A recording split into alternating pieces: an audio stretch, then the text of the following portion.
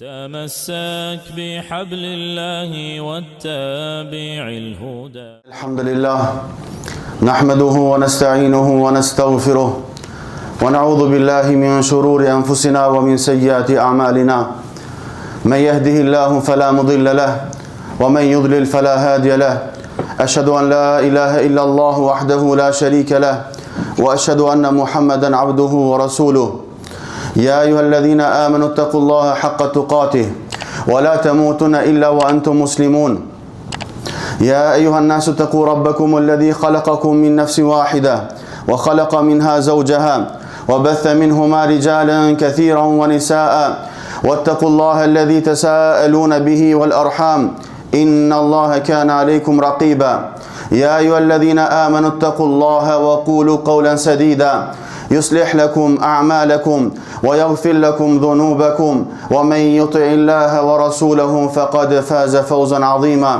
أما بعد فإن أصدق الحديث كتاب الله وخير الهدي هدي محمد صلى الله عليه وسلم وشر الأمور محدثاتها فإن كل محدثة بدعة وكل بدعة ضلالة وكل ضلالة في النار. Çdo falënderimi takon Allahu subhanahu wa taala. Atë e falenderojmë dhe prej tij ndihmë dhe falje kërkojmë. I lutemi Allahut të na mbrojë prej të këqijave të vetes dhe veprave tona të liga. Këdo që Allahu zon në rrugë të drejtë, askush nuk ka mundësi ta devijojë. Dhe këdo që Allahu dhul xhelal e lën në devijim, askush nuk ka mundësi ta uzojë. Dëshmojmë dhe deklarojmë se Allah është i vetmi që meriton të adhurohet, nuk i bëhet shok atij. Gjithashtu dëshmojmë dhe deklarojmë se Muhamedi sallallahu alaihi wasallam është rob dhe i dërguar i tij. Salavat dhe selame qofshin mbi të, mbi familjen e tij të pastër, mbi shokët e tij besnik dhe mbi të gjithë ata që ndjekin këtë rrugë deri në ditën e gjykimit. Të nderuar vëllezër besimtar, sot në këtë ditë të bekuar, në këtë muaj madhështor, do të flasim për një adhurim të madh, një adhurim që Allahu dhul xhelal shpesh e ka përmendur në Kur'anin e madhrishëm, pa të cilin feja nuk qëndron. Namazi, vëllezër të dashur, në Kur'anin e madhrishëm është përmendur mbi 60 herë. Mirë po, çdo herë kur ka ardhur urdhri për me fal namazin, pra falni namazin, ndonjëherë Allahu ka përmend diçka para këtij urdhri apo pas këtij urdhri. Pra, urdhri për të fal namaz çdo herë lidhet me ndonjë këshill tjetër, lidhet me ndonjë urdhër tjetër apo lidhet edhe me ndonjë dispozit tjetër. Në vijim do t'i përmendim, do t'i lexojmë disa ajete, meqense se ato janë të shumta, do t'i përmendim vetëm disa prej tyre që të jetë për kujtim për ne. Allahu subhanahu wa taala në fillim të surës Al-Baqara, në faqen e 2 të Kur'anit, thot Alif Lam Mim Dhalika al-kitabu la rayba fihi hudan lil-muttaqin alladhina yu'minuna bil-ghaybi wa yuqimuna as-salata wa mimma razaqnahum yunfiqun. Wa mimma razaqnahum yunfiqun. Alif Lam Mim. Kjo është libri në të cilin nuk ka dyshim. Pra nuk ka dyshim se ky Kur'an është prej Allahut subhanahu wa taala. Është udhëzues për të devotshmit, është udhëzues pra për ata të cilët i kryejnë urdhrat e Allahut dhe largohen prej ndalesave të tij. Pastaj Allahu i përmend cilësitë se kush janë të devotshmit. Thot, ata të cilët besojnë të fshehtën, e falin namazin dhe japin nga ajo që ne i kemi furnizuar. Pra, këta ajete i përmendin cilësitë e besimtarëve, i përmendin cilësitë e njerëzve të devotshëm. Shikojini vëllezër të dashur këtë trekëndësh. Pra, besojnë në gajb. E besojnë besimtarët të fshehtën. Allahun e besojmë, por nuk e shohim në këtë botë. E besojmë xhenetin, e besojmë zjarrin e xhehenemit, e besojmë dënimin në varr, e besojmë shpërblimin në varr. Cilësia tjetër është e falin namazin. Pra besimtarët e devotshëm e falin namazin. Dhe cilësia tjetër është se ata japin. Allahu na ka furnizuar. Andaj ne nga pasuria të cilën na ka dhënë Allahu, duhet t'u japim fukarave, nevojtarve e kështu me radhë. Ky ajet po e përmend namazin në këtë kontekst. Besim, falje namazi dhe sadaka. Pastaj fundi i ajetit të 5 na tregon rezultatin e atyre që e plotësojnë këtë trekëndësh, ku thot Allahu subhanahu wa taala: "Wa ulaika humul muflihun." Bashkë këta janë ata të cilët janë të shpëtuar. Andaj Allahu subhanahu wa taala tregoi se ata të cilët e plotësojnë këtë trekëndësh do të jenë të shpëtuar, ndërsa ata të cilët e lajnë zbrazët këtë trekëndësh nuk do të jenë të shpëtuar. Andaj zgjedh, a dëshiron të shpëtosh në botën tjetër apo nuk dëshiron të shpëtosh? Prej ajeteve ku përmendet namazi është edhe ajeti i 132 në surën Taha.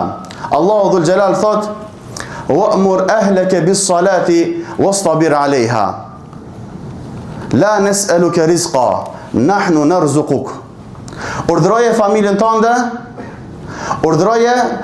tënde për të falë namaz dhe këm ngul në këtë gjë. Insisto në këtë gjë, mos u dorëzo. Ne nuk kërkojmë nga ti furnizim, ne të furnizojmë ty. Pra Allahu dhul Jalal po bën ndërlidhje mes namazit dhe furnizimit. E jona është që të falemi, e jona është që të punojmë, pastaj Allahu dhul Jalal na furnizon. Dikush mund të thot, i kam thonë fëmijës, i kam thonë nonës, i kam thonë motrës, falu 100 herë dhe e kam lanë. Jo, edhe 1000 herë thuji.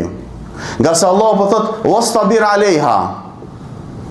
Këmgull, insisto, duro çdo herë për t'i urdhëruar familjarët e tu me fal namaz.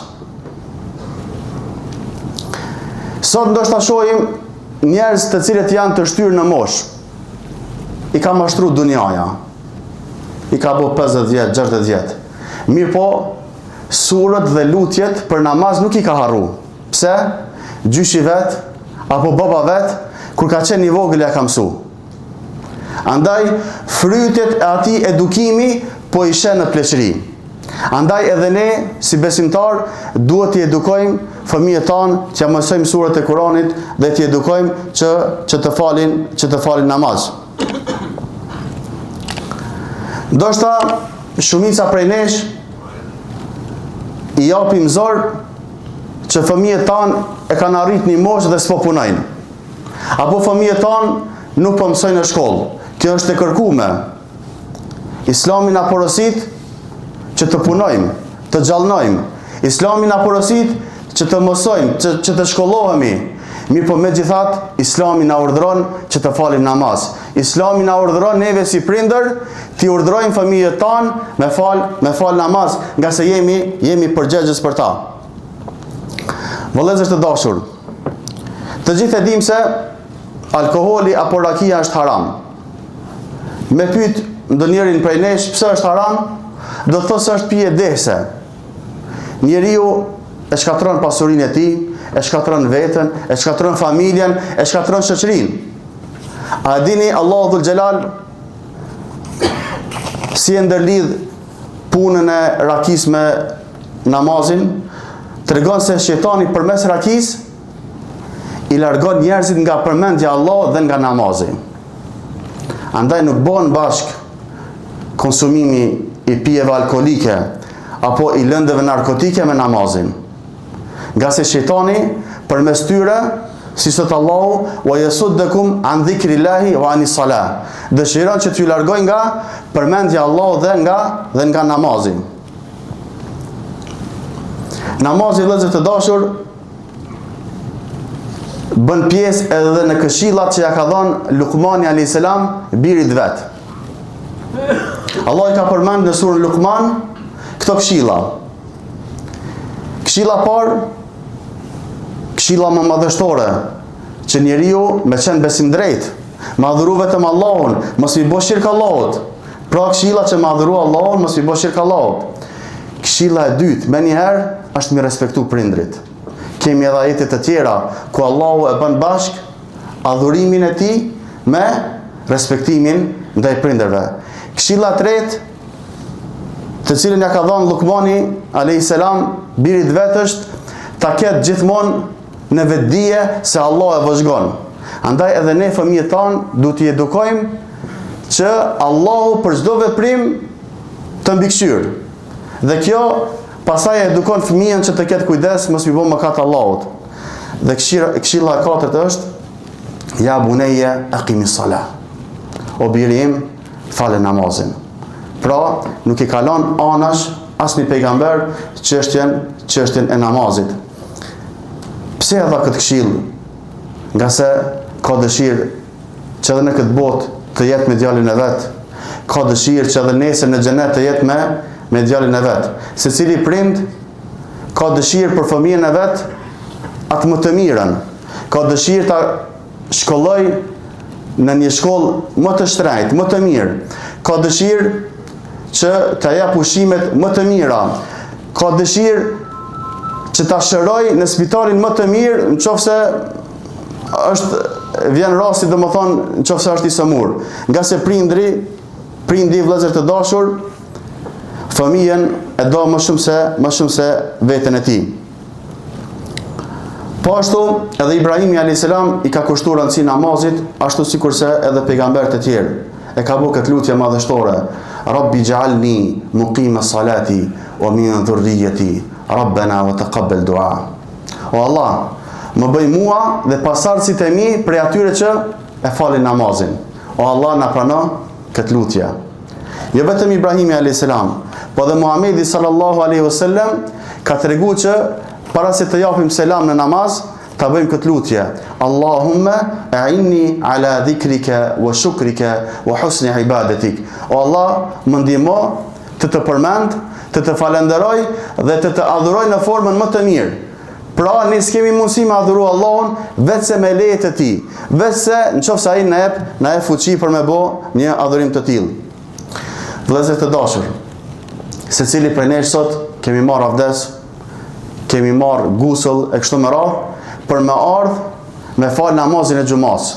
Ju kemi përgjigj thirrjes së muezinit hayya ala salah, e janë në namaz. Mirë po, nënat tona, gratë tona, motrat tona nuk e kanë obligim me u përgjigj thirrjes së muezinit kur thot hayya ala salah, e janë në namaz. Mirë po, e kanë obligim me u përgjigj thirrjes së muezinit kur thot hayya ala falah, e janë në shpëtim. Andaj, t'i ftojmë familjarët tanë që të shpëtojnë në këtë botë dhe në ahiret duke e fal namazin. Pra vëllezër të dashur, Ibrahimi a.s. e ka pas breng dhe është lut për familjen dhe pasardhësit e tij që ta falin namazin. Po ashtu, Allahu dhul Xhelal urdhrat e parë që ja ka dhënë Musait a.s. me njerë pas ja ka zbrit shpalljen, i ka thënë: Innani ana Allah, la ilaha illa ana fa'budni wa aqimis salata li dhikri. Ka thënë, vërtet unë jam Allahu, nuk ka zot që meriton të adhurohet me të drejtë përveç meje. Andaj vetëm mua më adhuro, fale namazin për të më kujtuar mua. Allah na baft neve dhe familjarëve tanë prej namazlive të rregullt. Aqulu qawli hadha wa astaghfirullaha li wa lakum.